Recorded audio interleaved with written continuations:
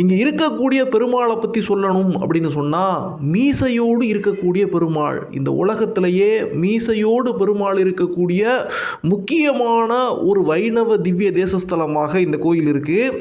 அது மட்டும் இல்லாமல் பெருமாள் இங்கே 9 அடி உயரத்துக்கு மிக உயரமான பெருமாளாக இருப்பார். ஒரு கோயிலில் பெருமாளை பார்க்க போகிறோம் அப்படின்னு சொன்னோம்னா கருவறையில் வச்சு சாமியை பார்க்க முடியும்.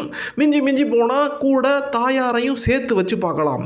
ஆனால் இந்த கோயிலில் பெருமாள் தாயாரோடு மட்டும் இல்லாமல் தன்னோட மகன், பேரன், அண்ணன், மருமகன் இப்படின்னு ஒட்டு மொத்த குடும்பமுமே கோயிலுடைய கருவறைக்குள்ள நின்று நமக்கு காட்சி கொடுக்குறாங்க.